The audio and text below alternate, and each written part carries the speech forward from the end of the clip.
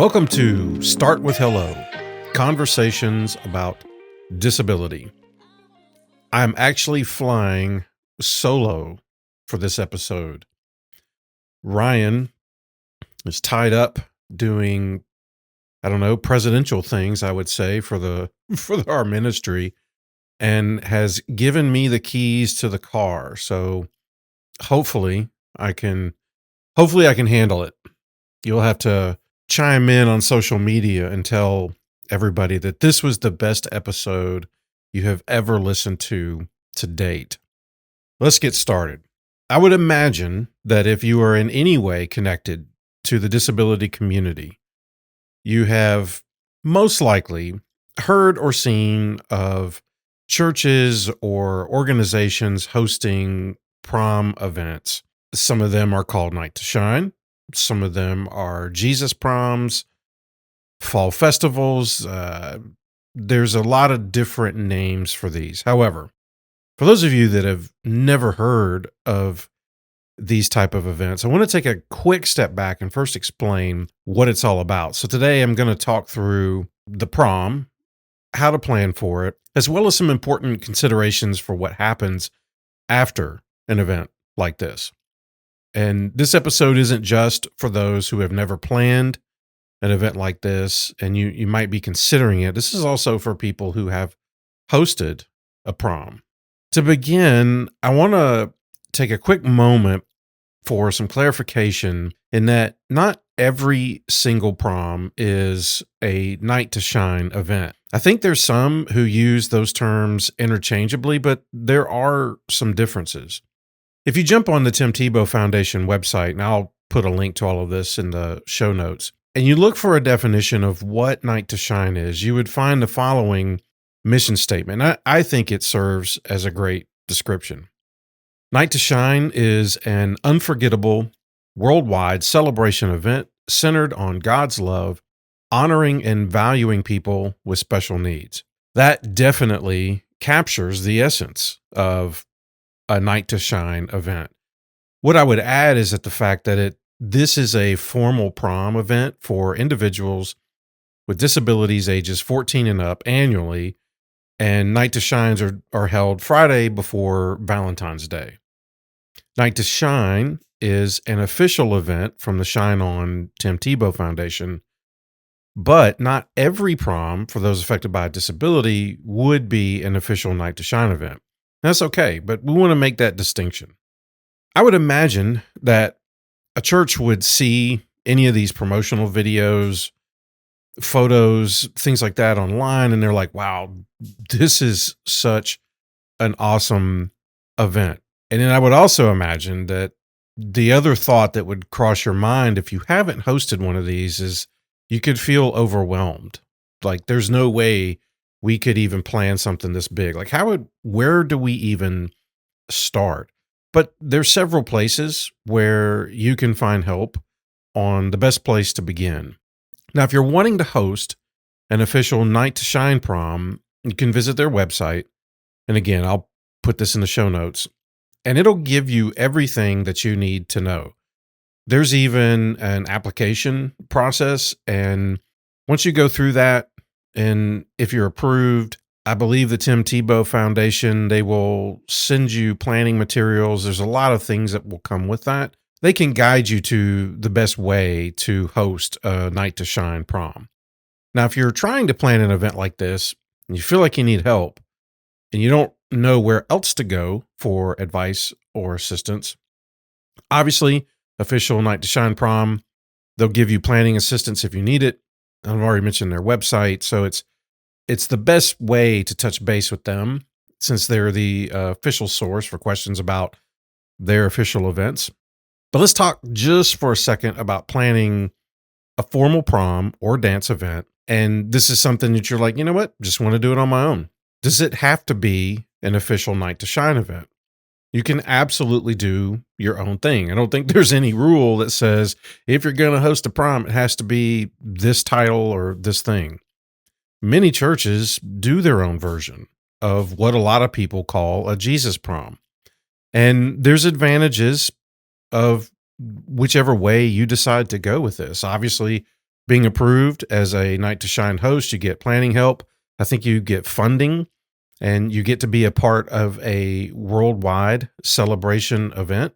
And just a note, if I am incorrect about the funding, blame Ryan. Actually, I'm just kidding. Go to the official website.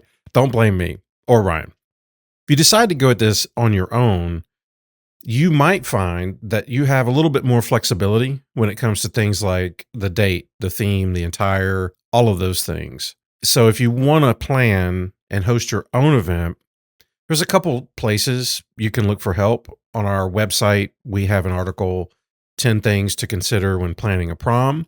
We also have a training video on the same topic.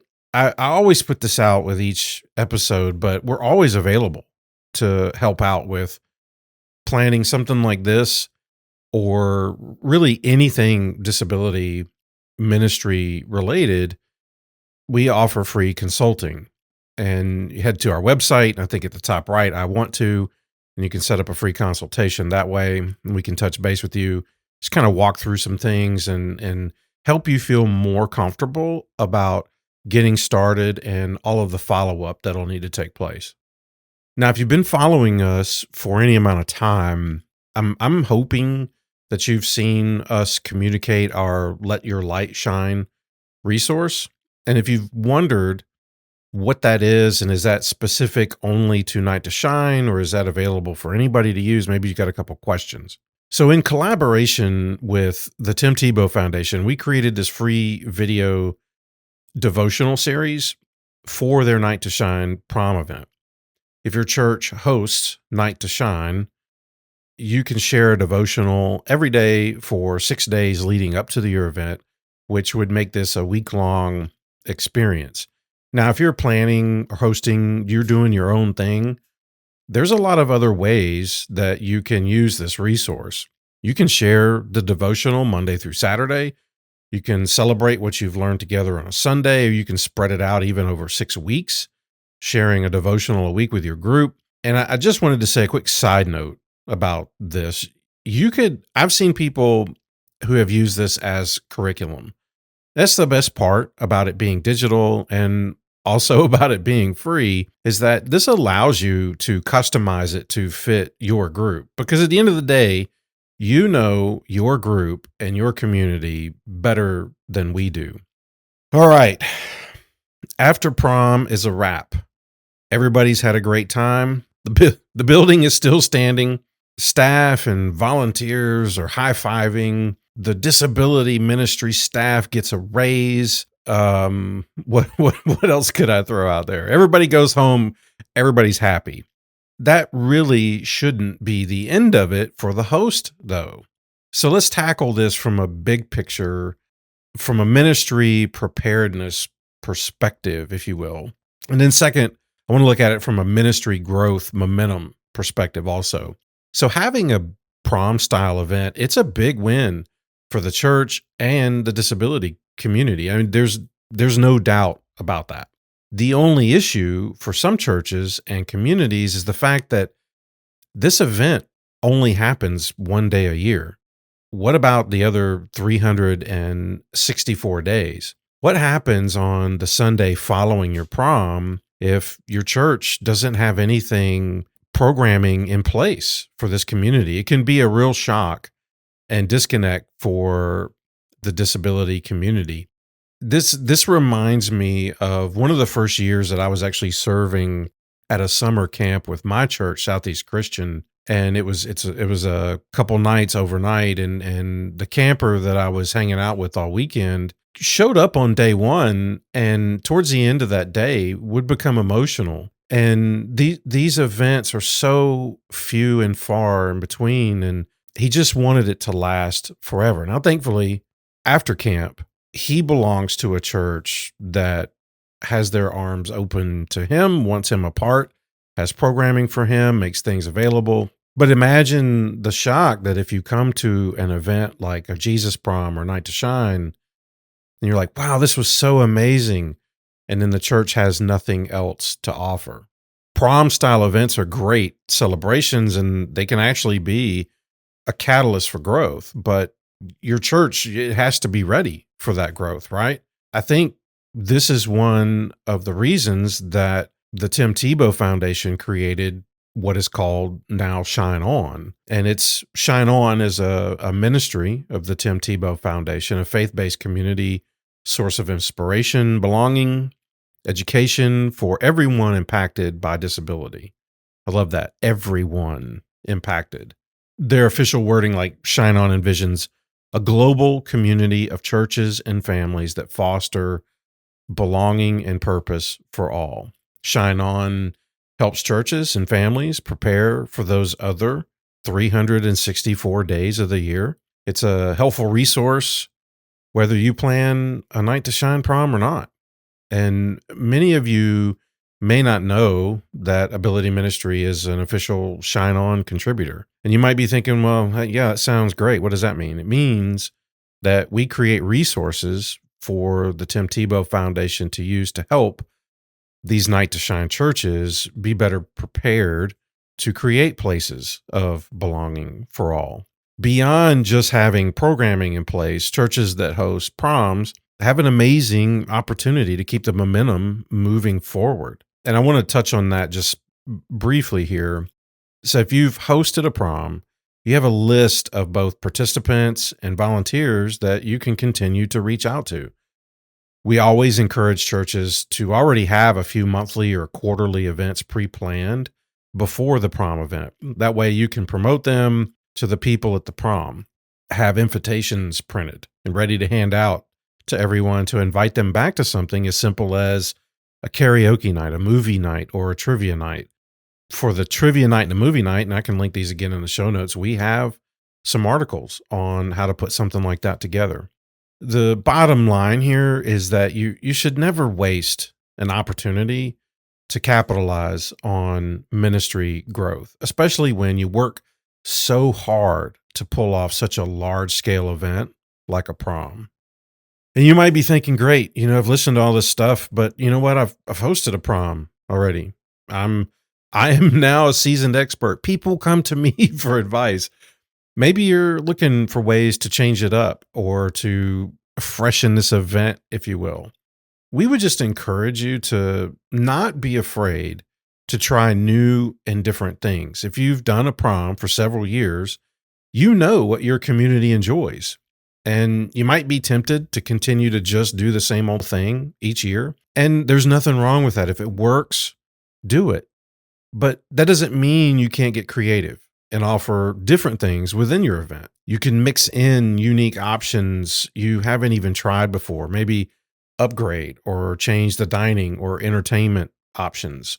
You could offer additional sensory-friendly spaces, maybe provide enhanced caregiver respite or pampering options. You can always look for new sponsors. You can invite different creative people to be part of the planning. They may have ideas that you've never even considered before. The challenge here is to just don't get in a rut. Just because you've done it a certain way and it's gone well, you can always improve. If you're doing your own prom style event, you really have all the flexibility in the world. You can change the theme every single year if you want. New themes give you all the opportunity in the world to keep things fresh and exciting, or you can do a formal event every other year because it's fun to get all dressed up, right? And you can do an informal event on the opposite years, which would give you a chance to mix in some of these fun themes, like a Western night or a disco type theme. So we know that it can feel really overwhelming and just like a tremendous amount of work to do a prom event, but it really is worth every bit of that. And a personal note here, the very first time that I served at our church at Southeast Christian, I volunteered to be, and I forget the terminology at the time it was for their prom. I want to say it was an escort. And I was tremendously nervous. I was still very new serving, and I had no idea what to do, what to expect. And as a new volunteer, the way that they did everything, it was fantastic. It was one of the best nights of the year for me serving. And I tell you what's really, really cool about that. And this is why these events are so much fun, but also why they're so impactful. I have stayed in touch with that person ever since then. We've invited them to our guys' night. We've just stayed connected over all of these years. I feel like this is a lifelong friend now because of that event. That event has allowed a lot of these folks to get plugged into places and have opportunities that they might not been aware of before the prom. And as always, if you visit abilityministry.com, in the top right, there is a drop down that says, I want to. If you click or tap that, you can select Get Free Consulting and set up a time to talk. And we can just help answer questions best as we can. Had I done this, naturally, this is the episode where Ryan's not here, right? I feel like I'm throwing a party while my parents are out of town. And I'm just waiting on them to go. I'm just cleaning up the house before they get back. But had I done a better job keeping track with all of our podcast episodes, you know what? I might have noticed that we're now officially a year old. And technically, we're about a year and a half old now, given that our first episode was published in May of last year. So either way, bake a cupcake and light a candle for us. Sing us happy birthday on your car ride to work. We would appreciate it. Next month, it looks like everything is on Ryan's shoulders because we're going to take a look back at 2024 and we're going to highlight some things. We're going to talk about some exciting projects that we have lined up already in 2025. This is a great time to talk about it because as I'm recording this, we just wrapped up our board of directors meeting. So we have a lot of planning, a lot of projects to do. So stay tuned and we will talk next time.